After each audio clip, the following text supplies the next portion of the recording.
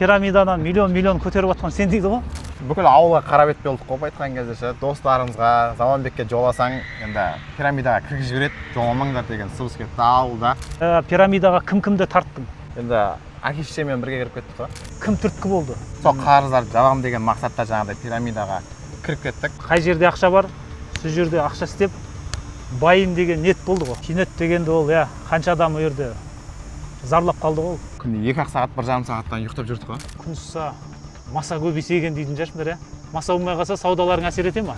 Әсер етеді ғой, ешкім заказ бермейді. Маса шыбын, шіркей көп болса екен деп ойлайтын. Шымкенттің нарығын қанша пайызын алып отырсың қазір сонда? Күнделікті түсетін заказдың 60%-ін біз алып отырмыз ғой. Тас түскен жеріне ауыр дейді ғой. Осыдан 2-3 күн бұрын да именно Шымкентте Дархан микрорайонында бір бала құлап қайтыс болып кетті енді. Ассалаумағалейкум, құрметті оқырмандар, қалайсыздар? Сіздер Нұралы YouTube каналындасыздар. Жалпы есім Нұралы, жасым 42-де, 23 жылдан бері кәсіптемін. Енді жалпы YouTube каналдың мақсаты не десеңіздер, кәсіпкерлерді таныстыру, тарихын, қалай кәсіпке келді, қалай қиыншылықтар болды, қалай жетістіктері. Жалпы өткенде біз Ерхан жайында видео түсірген болатынбыз. Өте керемет. Күннен күнге қаралым көп жинап жатыр, пікірлер қалдырылып жатыр. Маған мотивация беріп жатсыздар. Рахмет. Егер көрмегендеріңіз болса, осы YouTube каналға кіріп көрсеңіздер болады. Ал бүгінгі кейіпкеріміз одан да қызықты болады. Бүгінгі кейіпкеріміз жас. Ерхан да жас еді, бүгінгі кейіпкеріміз де жас. Жасы небәрі 24 жаста, бірақ 24 жастағы жігіт үлкен кәсіп жасап жатыр. Кәсіпке қалай келгені қызықты бәрінен. Кәсіп көп қой, кәсіп мың ғой қазір. Бірақ бұл пирамидадан миллиондаған ақшасын жоғалтып, қазіргі таңда сол пирамидадағы қателіктерін қазіргі таңда сол үлкен жетістікке жеткізіп жатқан жайы бар. Осы видеода болыңыздар, ақырына дейін болыңыздар. Мына видео қызық жібермеңіздер, құрметті оқырмандар, аяғына дейін болыңыздар. Құрметті оқырмандар, Сапа Хаус компаниясымен бірге бірлесіп, біз оқырмандарымызға сыйлық сыйлаймыз деп шештік. Ол үшін осы видеоны аяғына дейін көріңіздер. Барлық шарттар осы видеоның ішінде.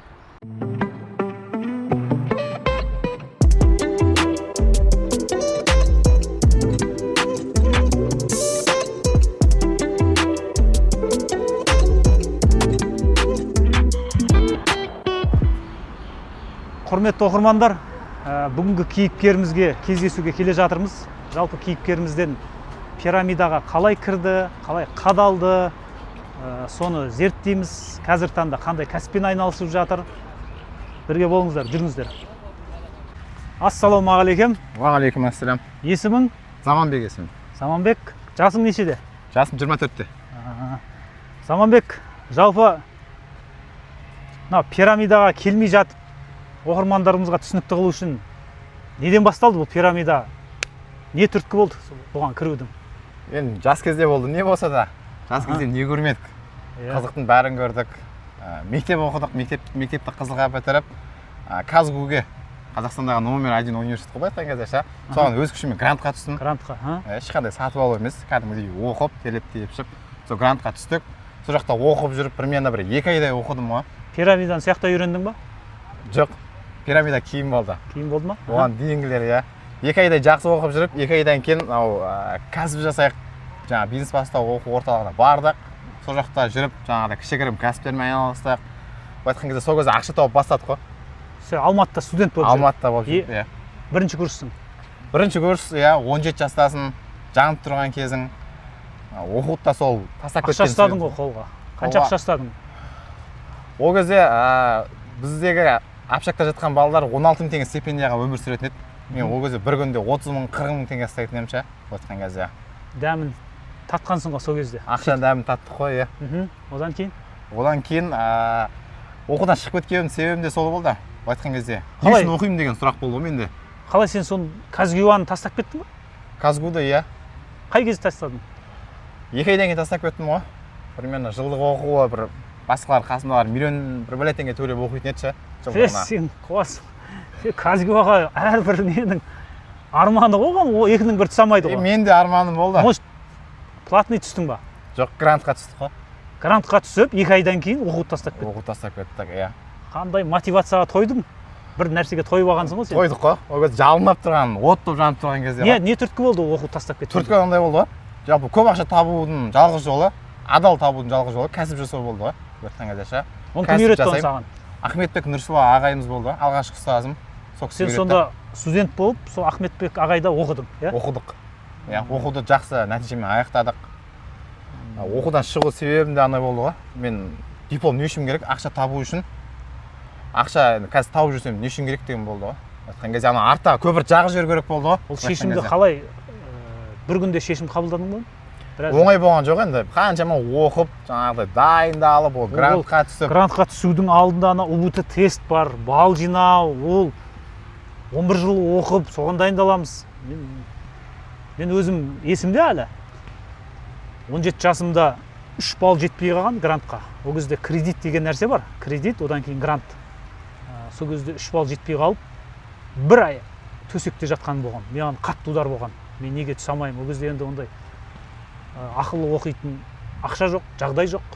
Сөйтіп, сондай күнді кешкем, стресс, былай қарасаң, 17 жасар бала.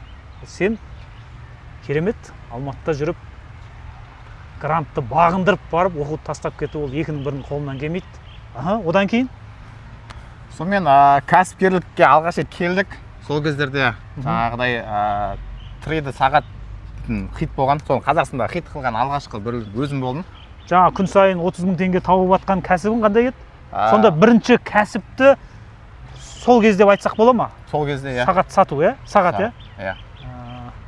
2019 ғой, былай айтқан кезде. 2019 жалындап тұрған. Ол кезде жасың 17? 17-те, иә. Қасымдағы жаңа общагада жаттым ғой, мен өзімше 4 ай общага, 2 ай оқыдым, 4 ай общагада жаттым да.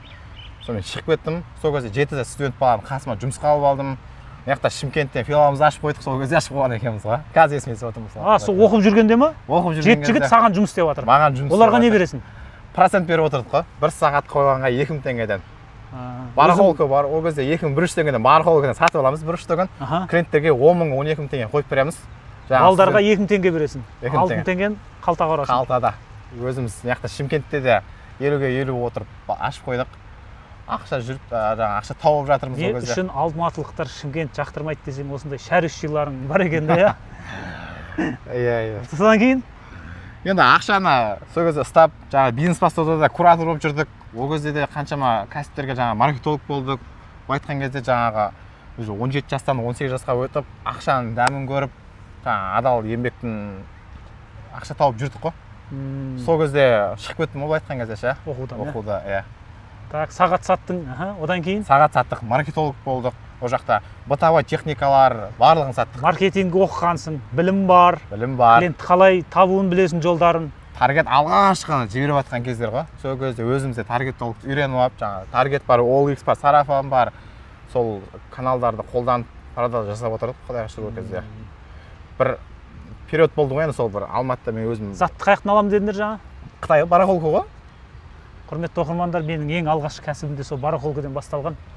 Жасым 19-да болатын тұғын ол кезде. Аяқ киім алып, Шымкентке сататын ек. Барахолка дегенге естіге түсіп кетті ғой. Одан кейін? Енді командада жүргеннен кейін жаңа миллионерлердің арасында жүрдік, жалындап тұрдық. Айырам, не бар, не істеймін? Любойын айыратын кездер еді ғой. Дәл сол жаңағыдай болып жүрген кезде, ой, шетелге шығам, машина аламын деп армандап тастағанбыз, жаңа ағайдың қасында жүріп. Карантин басталды ғой сол кезде. Карантин әлі есімде. Оқу жоқ. Оқу қырып кеткен 2 айдан кейін ол жаңа. Күзде қырып кетті. Карантин басталды. 16 наурыз күні ғой, иә. Кәсіптердің бәрі тоқтады. Бір сумкамен ауылға қайтып кеткем сол кезде. Ауылға қаяқ? Ауыл Сарыағаш ауданына Шеңгелді станциясы ғой. Қарапайым отбасы. Бір күзақпен шығып кеткем сол кезде. Заттың бәрін тастап кеткем, жаңа ноутбуктарым, жанымда бір рабочий телефон бар еді. Хан сарай мотивацияға тойып алып, ауыл деңгейіне түстің ғой. Иә, шетелге кетем деген жерден ауылға түстік қой. Жігер құм болды. Өкінген жоқсың ба сол кезде? Неге оқуды тастадың? Сонда әке-шешелерің қай уақытта айттың? Сен оқып жүр деп ойлап жүр ма сені? Иә, оқып жүр деп ойлап. Қалай қабылдады әке-шешелерің оқуды? Ол кісілер енді жаңағыдай оқыған адам болады деген оймен ол кісілер солай өмір сүрген ғой. Қатты ұрысып, айқай болған жоқ па үйде? Бір жағы менде маған сенетін еді, не болса да қолдағанша. Үйдің үлкенісің ба өзің? Олардың үлкенім ғой. Мен әрқашан қолдап отқан ғой. Заман, сен өзің жаңағыдай өз-өзіне сен істей бер, вперед біз сені қолдаймыз деп өстірген. Бірақ сонда ұрысты енді кішігірімше. оқымадым ба оқу керек қой, любой кезде диплом керек қой деп ше. Әке шеше қолдады десей, короче. Қолдады ол кезде Хорошо, одан кейін не оқу жоқ, не кәсіп жоқ, ауылда карантинде жатсын. блокпосттар, қалаға келе алмайсың Шымкентке. Иә. Сосын Қиын болды сол кезде әңгімен ашығы ше. Қанша уақыт жаттың ауылда? Ауылда фундамент құйдық қой былай айтқан кезде. Мотивацияға енді тойып алған кезде ғой, жас кезде ше. 18 жасарсың, алып ұшып тұрған кезде не бар, не жоқ. Мен салоннан машина аламын деп жаңа мамамның кәсіби отына ақша жинап жүрген кезім ғой кезде ше. Дәл сол периодпен бар ауылға түсіп қалдық, 2 ай ауылда жаттық. 2 айдан кейін жаңағыдай қалаға тайдық қой. Жаңа блокпосттарда қырмен айналып ол кезде сондай еді ғой. Иә, кездер болған ол кезде. Қырмен айналып жүріп блокпосттардан өтіп Шымкентке жетіп алдың. Шымкентте ашпыз ғой. Кәсіп жасай алмайсың ғой енді ол кезде. Не кәсіп жасайсың? Маска сатпаса басқа жұрттар. Мен стройкаға келдім былай айтқан кезде. Қалаға келдім, жалғыз жол стройка еді ғой. Не стройка жасадыңдар? Стройка садиктің сыртын қаптадық. Сол кезде жездем шақырған жұмысқа өзі ше. Жездеммен стройкаға бардық. Жездем арман еді, пластик цеха затын бәрін алып қойғанда, бірақ пластик цех ашу арман еді. Мен сол кезде маркетинг құралдарын үйреніп алғаннан кейін жездеме айтпай реклама беріп жіберемін. Бір күнде соңғы кезде бір 60-70 адам звондайды ғой. Үйге пластик керек деп ше. Жездеме айтпаймын, бір күн айтпаймын, 3-ші күні сонымен жезде вперед дедік қой. Кеттік, не істейміз? Пластик бастайық дедік. Сол кезде бір айдай 7-8 үйдің заказын қабылдадық. Карантин кезінде. Карантин кезде. Иә, сонымен жездем ауылына қайтты. Мен маскин сетканы үйреніп алғам. Сол маскин сетканы сол кезде бір 2 айдай істедім. Сонымен ар жаққа қарай сезоны бітті оның. Ар жаққа қарай кәсіп жолы басталды ғой. Қандай кәсіп істедің одан кейін? Одан кейін Гелеви шар космос деген қалада жаңа Генри Паттилар болды, бесік тойларға, роддомдарға Гелеви шарлар апардық. PlayStation аштық. Той саласы ғой, иә? Той саласы, иә? PlayStation. PlayStationге қанша ақша салдың? Бір ол жерден де 1 миллион теңгеге кеттік қой қарызға. Миллион салып, қадалдың ба оны? Қадалдық. Минусқа жүргізіп отырдық қой. Әр ай сайын минус. Шарыңда минус болды ма? Шарда да жаңағыдай ғой. Тәжірибе жоқ қой енді ол кезде ше. Саттық, бірақ көп мөлшерде шар атыстағанбыз. Мотивацияның той болғансың әлі, ұрт тұр. Есеп жоқ. Іште өкініш бар, оқу тастағансың, артқа жол жоқ. Вперед, артқа көпір жағып тастасын, тек қана жалғыз жол, кәсіп жасау, даму. Құрметті оқырмандар, жалпы қазір заманның жағдайын көріп, ертең Казгуаның жарты студенті кетіп қалмасын. Бұл енді екінің бірі қолынан келмейді, енді қазір алда уақытта тыңдайсыздар. Бұндай нәрсені негізі жасамаған дұрыс. Бұл енді заман өзінің жастайынан кәсіпкерлік жолын көрген соң, өзіне сенімді болған екен жасаған. Біле білсеңіздер, 97% адам кәсіпкер бола алмайды. 3% ол өте аз адам. Сол үшін бұндай қателік жасамаңдар. Хорошо, кеттік. Одан кейін енді не көріп едік Нұреке? Біраз кәсіптерге кіріп шықтың ғой.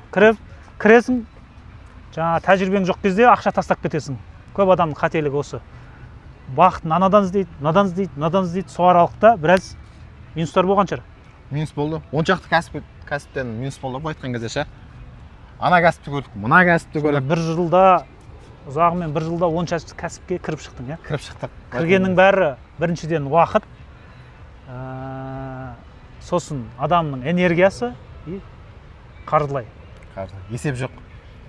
Тәжірибе де жоқ, есеп те жоқ былай айтқан кезде. Так, енді пирамидаға жақындадық па? Пирамидаға қалай жоладың? Сонымен жүріп не алдың? Кәсіп қиын деп ойладың, иә?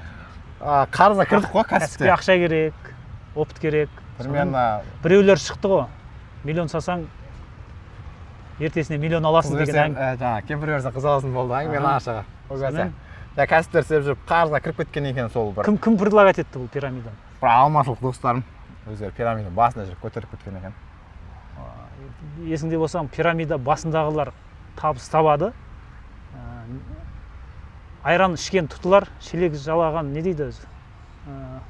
Тұтылар дей ма? Сол мақал негізі.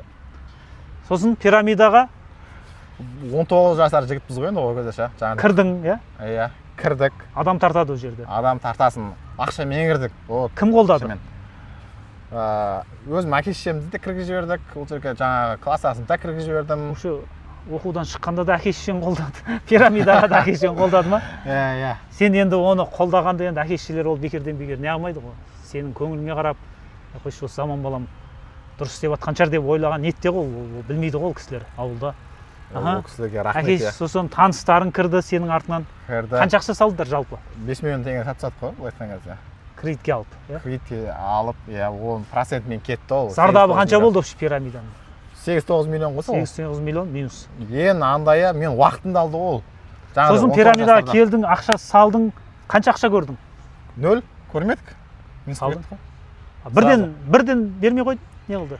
Енді кірдік, кіргеннен кейін жаңағы 2 айдан кейін жауып қалды ғой айтқан кезде пирамида. Ассалаумағалейкум деді ма? Жоқ. Жоқ болып кетті. Бәрі пирамиданың схемасы солай, басында береді, ақырында.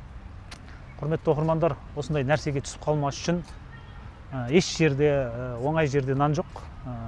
Бәрі нәрсе еңбекпен келеді. Одан кейін зардабын айта бері. Зардабы енді 3 жыл уақытты алды ғой, ол айтқан кезде. Сол бір периодтан шығамыз деп. Жаңа 8-9 миллионды шығару үшін. Ол 8-9 миллионмен қазіргі состояние айтқан кезде маған бір 200 миллион теңге шығар. 200 миллион теңгедей ақша минусқа кірген сияқты сезілді ғой маған айтқан кезде ол кезде. Сосын не қылдың оны? Қалай қайтардың оны? Адал еңбекпен қайтардық қой оны былай айтқан кезде ше. Сол кезде енді сым қалайын деп қалдық, бірақ сонда да жаңағыдай өмір ағайдың сөздері бар. Табанды болу керек, қайтпау керек. Кәсіпте жаңағыдай ғой, алғашқы минутқа кіресің. Сол кездерде бір сөздері бар еді өзімше. Жаңа қыстың артынан жадырап жаз шығар, түннің артынан күн келер, әлі біздің күн туар деп жаңа өзім сондай сөздерім бар еді. Қаған қыста қаңтар көтерілсін де кеттік біз жаңа енді. Қаңтар оқиғасы болды сосын. Қаңтар оқиғасында мен ауылға бардым. Үйде 3-4 күн жаттым, сол кезде түсіндім ғой мен. Пирамида жауып қалған, қадалып қалған действительно. Қарызы 8-9 миллион. Сонымен не істейміз? Қалаға келуге де, ауылда жүруге де бет жоқ. Ауылда қара бетсін. Заманбек машиник, Заманбекке жақындасыңдар жаңағы пирамида кіргізіп жібереді. Жоламаңдар, бүкіл туған туысқан звондайды. Өзім туған әпкелерім звондайды. Машиник стресске түстің ғой, сол момент. Байтқаныз түстік, ол кезде. Ауылда уже машиник атандың ба? Машиниксің ғой, иә. Пирамида уже біреулер уже звондасаң телефонын алмайды. Ой, маған да телефоныма уже жаңа тыным жоқ, бүкіл туған туысқандар не істеп жүрсің деп ше. Сол күйі телефонды өшірдім. Сонымен құтылу үшін не қылдың? Астанаға кеттім. Астанаға арман қуып кеттің ғой. Арман қудық па, әйтеуір, басқа қудық па. В общем, кредит жабу керек болды ма айтқан кезде. Алматыдан қадалдым, Шымкенттен қадалдым, енді Астананы көрейік дедің ғой. Астанаға стройкаға кеттік, ол жақта минус 40 градуста стройка істедік. Зато ақша жоқтан киім сол кезде киім алуға ақшам болмаған ғой. Сол ана вагончикте киінетін жерден әйтеуір бір қалған құтқан жыртық киімдерді киіп, тесік етікпен минус 40 градуста аязда монолит қойғанбыз, бетон қойғанбыз айтқан кезде ше. Стройкаға кеттің, Стройкаға кеттік сол жақта. Енді қарыз жабу керек қой, әке-шешем атында кредит, достарым атында кредит, займ, өзім атында. Сол кезде ой болған жоқ па? Нем бар еді, студент болып, общежитиеде келіп жатып оқи берем деген ой болған жоқ па? Арасында аязда жүрсің. Күн суық, қарыз 10 миллион. Сөйтіп енді арасында болмаса, бірақ жаңағыдай мен жалынып тұрған кезім ғой. Сонда сенде андай үміт болды ма? Алда әлі көктем келеді, жаз келеді деген сияқты. Жаз келеді. Дамиым, өсем. Күн туады әлі. Мен айтқан кезде өз-өзіме дәлелдеймін, менен кәсіпкер қалай да шығады деген ой болды ғой. Амбиция болған екен, дұрыс. Бекерден бекер бұл өмірге келмедім ғой деп ше. Түсінікті. Хорошо, одан кейін стройканы не қылдың? Стройкада жүрдік 45 күндей, ол жерде енді құл болып жұмыс істедік, былай айтқан кезде ше. Таза құл болдық. Лақтырмады ма, ақшаларын берді ма? Берді, былай айтқан кезде. Иә, берді, бірақ ол жерде. Қанша уақыт істедің өрден? Примерно 45 күн істедік қой. Саусақ сынды. Порт насосам сынған. Гипс таққан күйі ауылға қайттым. Астанада болмады.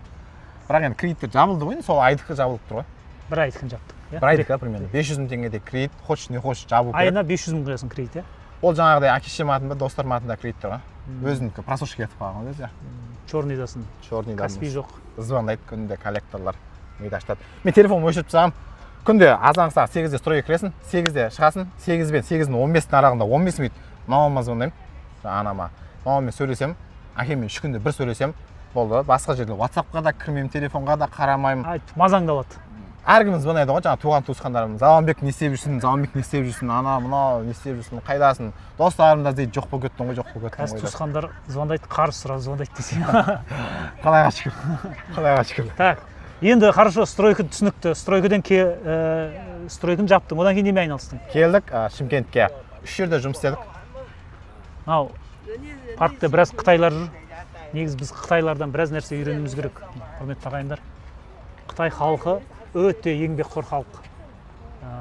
Осы халықтан біз бұлар негізі көбінесе бұндай құмар ойынға, пирамидаға жолай үйренеді. Таза маңдай термен, еңбекпен жұмыс істейтін халық. Кәсіпті қайт бастадың ғой, не кәсіп істедің? Қайтадан бастадық. Жаңа Қатар көтерісінде өртеніп кеткен көрме залы бар ғой, Нұрсәтте. Сол жерге стройкаға кірдік. Тағы Астанадан стройкадан Шымкент стройка келдің. Енді тағалып тұр ғой кредиттер. Қайтқан күнде де анадан шығу керек қарыздан ше. Сонымен стройкаға кірдік, одан кейін жаңағыдай посудочный квартирамен айналыстым. Қандай? Посудочный квартиралар. Жалға бересің? Жалға берем квартираларда. Үшінші жаңағы москитный сеткамыз үйренген. Жаңа бұрынғы істеп жүрген, қосымша істеп жүрдің, иә? Жалға қанша квартира бердің? 3 квартирам болды. 3 квартираны беріп отырдым. Пайда бірге бір көріп отырдық ол жерден. 300 мың теңге арендаға алсақ, 300 мың теңге үстінен көріп. Қандай клиенттерге бердің? Басында не түзіп болған ғой енді, командировочный адамдарға, Шымкентке қыдырып келген адамдарға примерно 4 күн, 5 күнге беріп жүрдік. Одан кейін соңы уже андай болып кетті. Дұрыс емес болып кетті аяқ жағы. Қанша уақыт істедің ол? 2-3 ай істедім ол айтқан кезде. 3 айдан кейін тоқтаттың ба ол кәсіп или жауып қалды ма? Ол былай болды, қызық болды өзі. Ол кезде не ұйқы жоқ, не басқа жоқ, 3 жерде жұмыс істедім, жаңа айттым, стройкада істедім деп ше. Азанғы сағат 8-де оянасың, 8-ден жаңа 1-ге дейін стройкада пахать етесің, 1-де шығып, жұрттар обед жеуге шықса, қасындағы адамдар, жұмысшылар, мен квартираны реттеуге кетемін ма? Сонымен квартираны жаңа 2-2,5 айдан реттеп келем, одан кейін стройка басталады, кешкі 6-та стройкадан шығамыз. Москитный сетканың заказдарына шығам, заказдар алам 4-5 үйден. Одан кейін кешегі алған заказдарымды установка жасаймын. Сөйтем да түнгі 12-1 болған кезде сборкаға көшемін ма, жаңағы заказдарынша. Қанша уақыт ұйықтадың сол кезде? 6-7-ге дейін істеймін. Сонда 1 сағат, 2 сағат қана істеп ұйықтап жүрдім ма. Қанша уақыт сөйтіп жүрдің? 2-2,5 айдай. Күнде 1 сағат, 2 сағаттан ұйықтап жүрдім ма, айтқан кезде. Робот болған жоқсың ба? Денсаулық сыр берген жоқ па? Енді жаспыз ғой кезде, жалынап тұрған кез. По-любому менен бірдеңе шығу керек. Мен по-любому мен дәлелдеймін. Бірінші өзіме, одан кейін әке-шешеме жаңағыдай, мен машиник емес, мен адал жолмен кәсіпкер бола аламын дейтін дәлелдеу керек. Саған анау жаңа отбасыңның, ауылдың сөзі өткен ғой. Мынау мошенник ондай негізі менде де болған ондай. Мен дәлелдеймін деген сияқтышы. Одан кейін уже квартираны жауып тастадың. Дұрыс түсіндің ғой жалпы. Квартира дұрыс емес клиенттер келді. Аяқ жағы, иә, уже дұрыс емес клиенттер келіп кетті. Дұрыс емес заттарды жинай бастадың. Иә. Көзбен көре бастадың. Одан кейін ондай арам ақшаның қажеті жоқ деп намыс бермеді деп айтқан кезде ауылдағы өз жаңағы әке-шешемнің тәрбиесі, ауылда көргендеріміз арам ақша қажеті жоқ деп квартираның бәрін өткізіп тастадық. Стройкадан да шығып кеттік. Стройкадан шықтың сөйтіп? Иә, кәсібім москитный сетканы сезон уже жаз болды уже сол кезде ше. Жазда сол сезонмен айналыстық қой. Бұл 22-ші жыл, иә? 22-ші жыл. Уже примерно 20 жастамын. Қазір таңда қанша адам жұмыс жасап жатыр сенде? Құдайға шүкір, штатта 20 шақты адам жұмыс істейді. Енді біз мына оқырмандарға әшейін сөзбен емес, қазіргі жұмыс орныңды көзбен, цехыңды көрсете аласың ба? Бар ма? Көрсете аламыз, иә. Шымкент, Астана қаласы. Чтобы халықтарға дұрыс түсінау, қазір әңгімемен ұрып жатырық. Онда цехқа барайық, барып. Цехтың өндірістің басына барайық, көрейік көзбен. Қандай кәсіппен айналысып жатсың? Пирамида жоқ па жақта өтер? Пирамида жоқ. Адал еңбек, адал ақша. Халықтың батасын алып жүр. Құрметті оқырмандар, қазір біз Заманбектің кәсібіне барамыз. Жолда біраз әңгімелер болады, бірге болыңыздар. Заманбектің қызықты жақтары енді шығып жатыр. Кеттік. Бері қара бұл қап-қара Шымкент, көшедегі шара бара-барыға жетті. Бізді шеттеді, как будто шетелде. Көтеншіліңгірде, шишка блендерде, тугізді қоста, келіндер неме бленно. Қыздар қой, немеренно. Заман, цехқа дейін біраз жол, цехқа дейін біраз әңгіме, дүкенін құрайық. Жалпы отбасылық жағдайың қалай болып жатыр қазір? Семьяда үйдің үлкенің деп айттың, ә? Иә, олардан үлкенімін.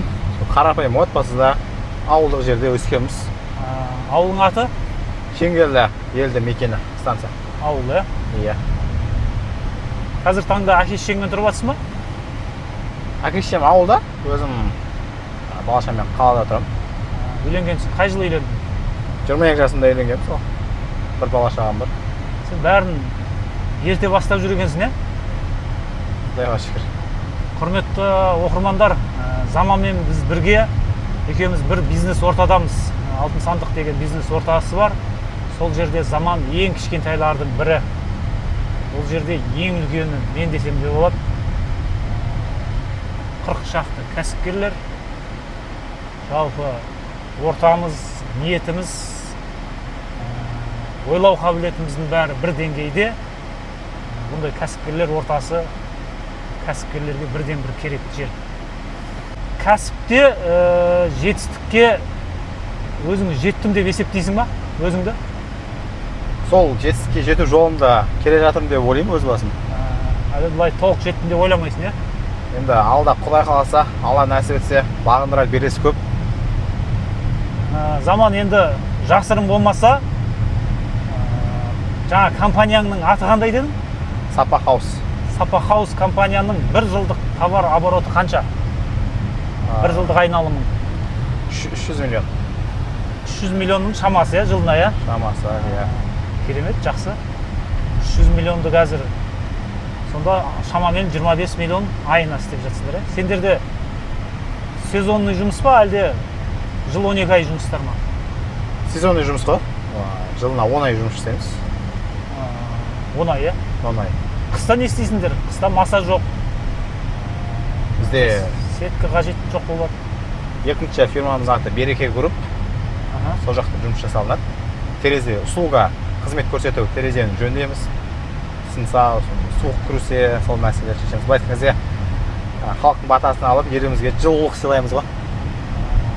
Қыста көп терезелер суық жіберіп қояды, иә? Иә.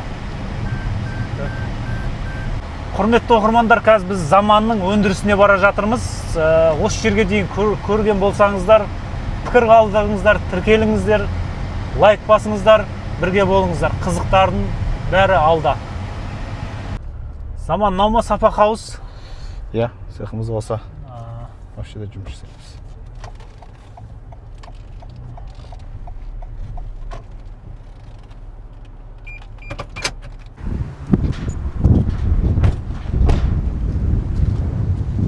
Құрметті оқырмандар, міне Сапа Хаус цехына келдік. Заман, қай жерден бастаймыз? Ішке кірейік? Ішерде. Іште ма? Қалай? Былай. Осы жерде Шымкенттің масасы, халықты масадан қорғап жатырық десей, дәл осы жерде, иә? Дәл осы жерде. Жасап. Жақында бетон құйдыртқанбыз енді. Егер ремонт болды.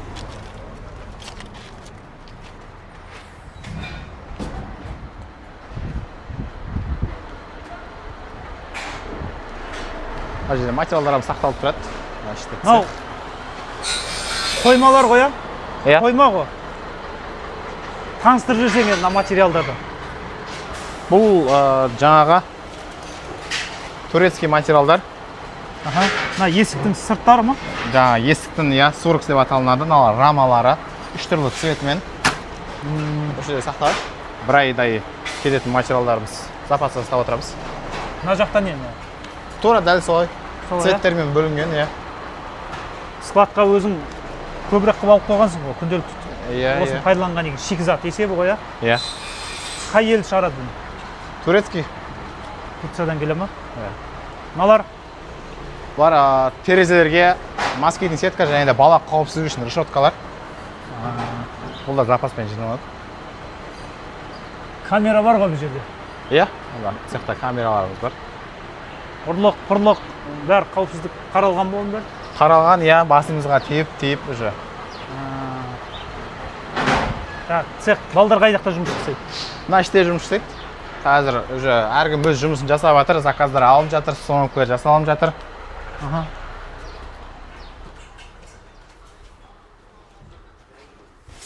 Ассалаумағалейкум.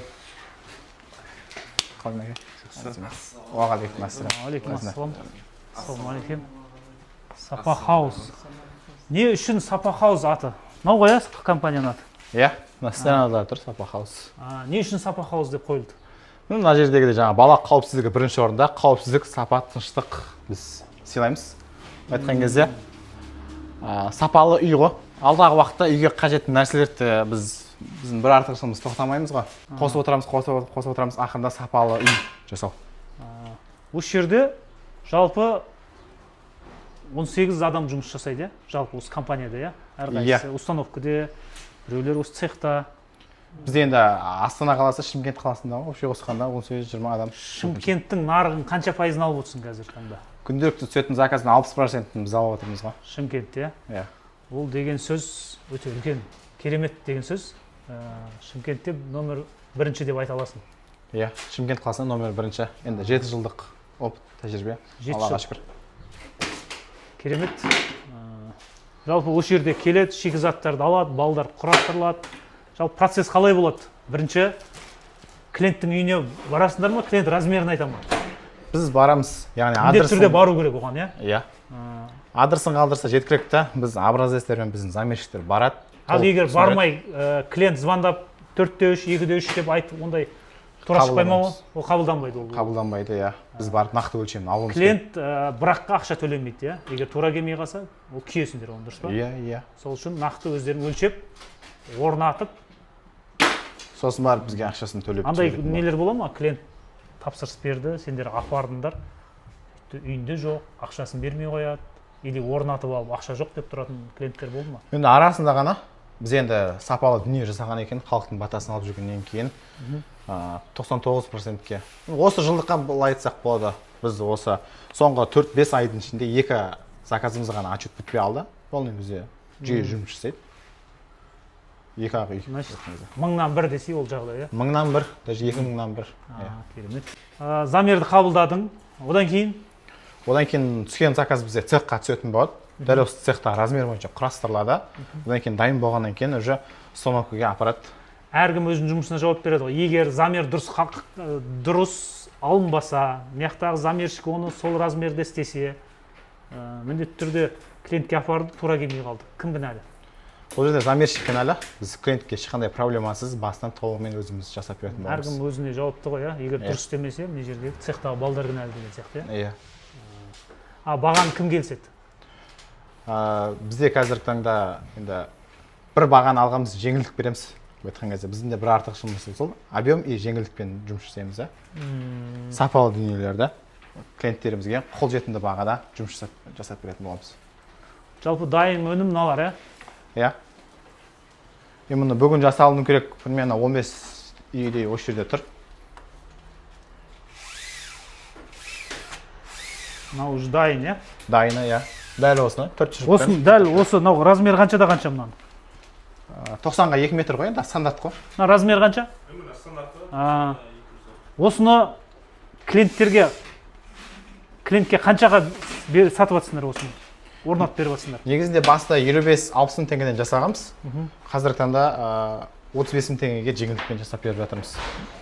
35 мың теңгеге клиентке мынау үйінде тұрады, иә? Үйінде тұрады, иә. Құпия болмаса, өзіндік құны қанша мұнаның? Егер ешқандай құпия болмаса. Біз 20% пайда көреміз ғой.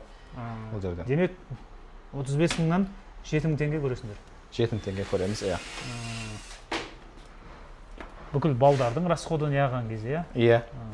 Енді біз заман сен өзіңнің осы компанияда осының енді қалада бірінші орындамын деп тұрсың, иә? Серіктестік керек пе жалпы? Алдағы көріп атқан оқырмандарға бірге істесуге, бәлкім цехқа балдар керек па, установщик ба? Біздің оқырмандарымыз да осы видео арқылы қазір номер қалдырамыз, хабарлассаңыздар болады, егер серіктестік нелер қажет болса. Қандай ұсыныстарың бар? Дәл осы сеткамен айналысатын жандар, және де жалюзимен айналысса да, біз дәл осыны дилерский бағамен айтқан размерімізде жасап бере аламыз. Дәл осы цехта үйренем дейтін жандарға да үйретеміз ақысына. Жалпы серіктестікке шақырамыз. Мысалға, наны бір адам көрсе, 35 мың теңге сендер клиентке беріп жатсыңдар, иә? Енді жаңа дилерство деп жатсың. Егер саған тапсырыс берсем, наны ол адамға қанша теңгеге бересің? 22-23-тен береміз ғой. 22-23-тен береміз, иә? Сөйтіп, ол адам өзі клиент табады, өзі замер қабылдайды, сендерге дайын размерді жібереді, иә? Иә. демек құрметті оқырмандар, бұл жерде егер сіздердің инстаграм арқылы, ойлыш арқылы клиенттерді жеке өздеріңіз тапсаңыздар, заманға хабарласып, көтерме бағамен, оптым бағамен сіз алып тапсырыс берсеңіздер, сол жердің өзінен әр заказдардан қанша теңге көруге болады? Бұлай 7-8 мың 10 мың теңге пайда көруге болады. Келіскенге қарай ғой. Жалпы заман мынау ғимарат қанша квадрат метр шығады? 180 квадрат метр шығады, асты үстімен. Бұл қалай жалға алып тұрсың ба? Жалға 2 жылдай тұрдық. Примерно айына сол жылына бір 3-4 миллион теңге арендаға кетіп отқан екен. Ақырында өзіміз сатып алдық. Қашан сатып алдың? 1 жыл болып қалды. 1 жыл болды. Иә. Қаншаға сатып алдың? Қанша сумаға алдың? 52 миллионға негізі. Зданиясымен, жерімен, иә? Здания жермен. Жері қанша соттық? Вообще 8 соттық жер ғой. Мына жақта біраз жер бар екен, қарасаңыздар. Иә. Мынау көшеге бойына салынған? Коммерческий здания. Мына жақта отдельно 5 соттық жер. 5 соттық. Болашақта не кеңейіп жатсыңдар ма, сиіп жатсыңдар ма жалпы? Кеңейтеміз, Құдай қаласа, Алла қаласа. Бұл жақта шоурум қыламыз, мына жаққа үлкен цех соғамыз. Жалпы үлкенбіз ғой. Иә. Дәл осыдан 3-4 есеге Алла қаласа, Алла нәсіп етсе. Түсінікті. Значит, жылына 3-4 миллион ақшаны бергенше егесімен келісіп, осыны алып қалдың, иә? Алып қалдық, иә.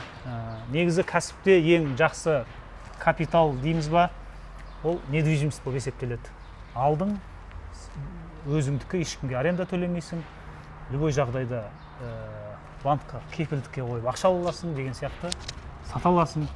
Ол жақсы капитал, ол жылжымайтын мүлік ақшасын жыл сайын қосады, одан ұтылмайсың, дұрыс істепсің оны. Енді жалпы оқырмандарымызға қандай сыйлық бере аламыз? Оқырмандарымыз көріп отыр. Өткенде біз Ерханда 10 сыйлық уәде бердік, оның бәрін орындаймыз, комментариялар әлі жазылып жатыр. Қандай сыйлық бере аламыз? Сыйлық көп, Нұреке. 3 сыйлық. Енді қолымыз ашық. Мысалға 3-ші орынға біз жаңағы 2. Бірінші орынға наны бере аламыз ба? Үйге қойылатын. Бере аламыз, иә. Үйге өзінің құны жаңа 35 мың теңге дедің, иә? Иә. Құрметті оқырмандар, 35 мың теңгелік үйдің есіктің масаханасы деп айтсақ болады. Осыны комментарияға, жақсы комментария қалдырған оқырманымызға береміз. Ол бізге міндетті түрде тіркелу керек. Одан кейін екінші орын комментарияға не береміз? Бала қауіпсіздігі решеткасын бере аламыз. Жаңа решетка прозрачный не? Иә. 2 терезеге бер. Оның өзі қанша тұрады? Оның өзі мысалы 2 терезеге есептесек, примерно 20 мың теңгедей болады ғой. Демек, 35 мың, анауымыз 50 мың. Мынауымыздан қымбат болып тұр ғой. Одан кейін үшінші сыйлығымыз. Үшіншісі москитный сетка внутренняя. Тоже 2 терезесіне. 2 терезе, значит, енді бір квартирада. Бір бөлмелі үйге терезе бере аламын. Иә, москитный сетка. Құрметті оқырмандар, сонда біз жалпы бірнеше заттың иесі болып қалуыңыз мүмкіндігіңіз бар. Міндетті түрде аяғына дейін көріңіздер, пікір қалдырыңыздар, ойларыңызды жазыңыздар. Біз сізді күтеміз. Құрметті оқырмандар, қазір біз Заманбектің клиентке тапсырыс берген, соны орнатуға келдік. Заманбек, не бар бұл жерде клиенттерге? Бұл жерде есіктерге арналған москитный сетка, онымен қатар терезелерге москитный сетка. Установкада апаратын боламыз. Қазір бір есікті установка жасап боламыз. Есіктің москитный сеткасы ғой, иә? Жүріңдер, ішке кіріп көрейік.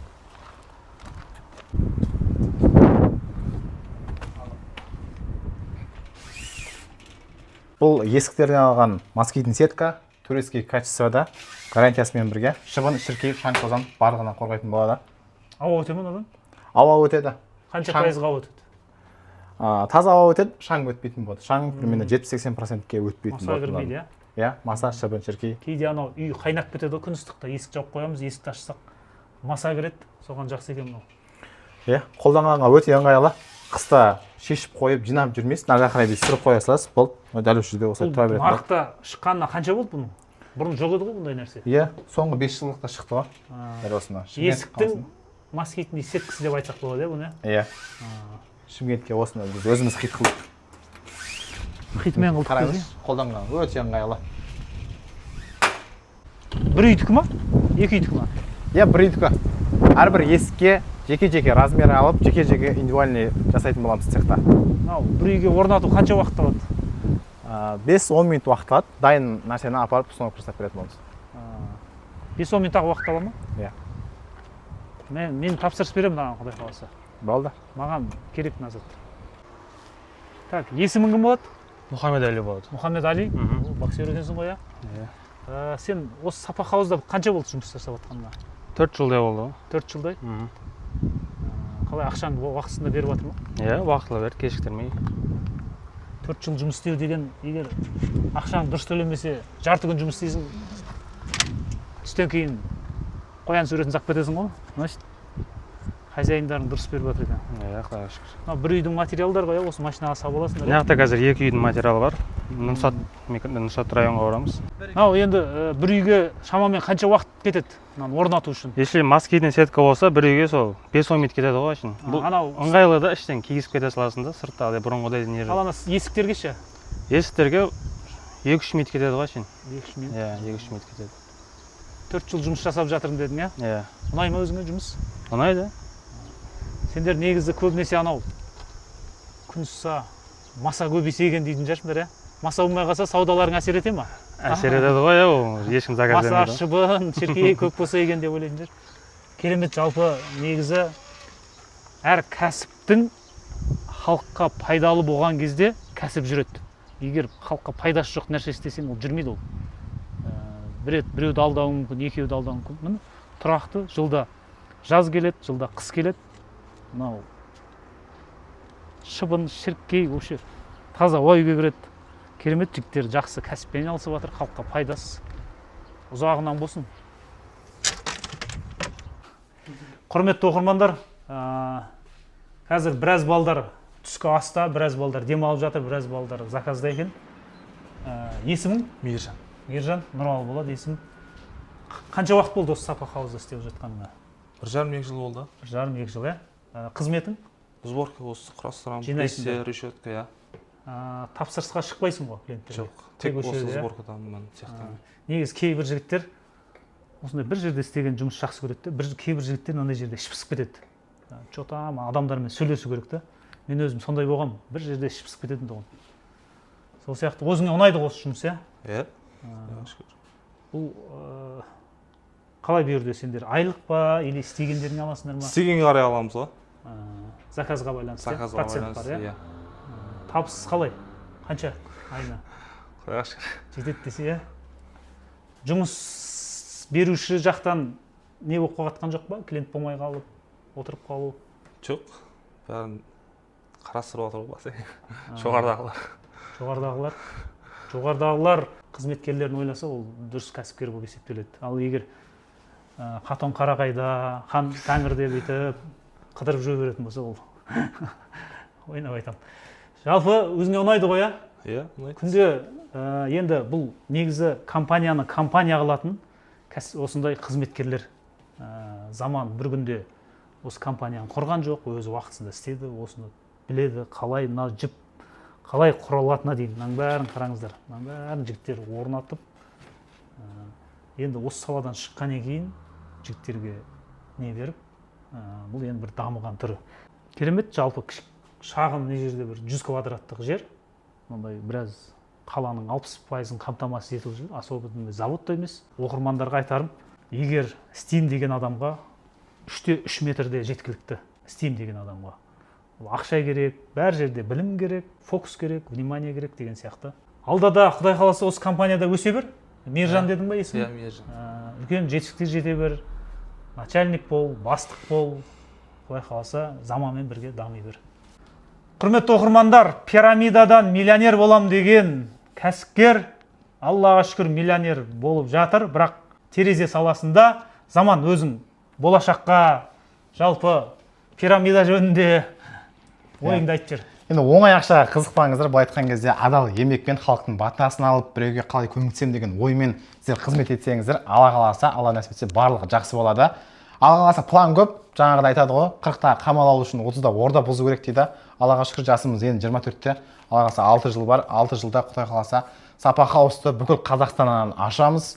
Дамитын әлі үйренетін нәрселеріміз көп. Құдай қаласа Қытайға да жақын арада барып қайтатын пландарымыз бар. Ол жақтан да жаңа дүниелерді алып келіп, осы бүкіл Қазақстанға Сапа хаус фирмамызды танытатын боламыз. Так, оқырмандар, осы каналда болыңыздар. Бұндай жас кәсіпкерлерді мен міндетті түрде қолдаймын. Мен өзім де жас кәсіпкер болғам. Мен де ол кезде бұндай ютубта, осындай инстаграмда жоқ болатын тұғымыз.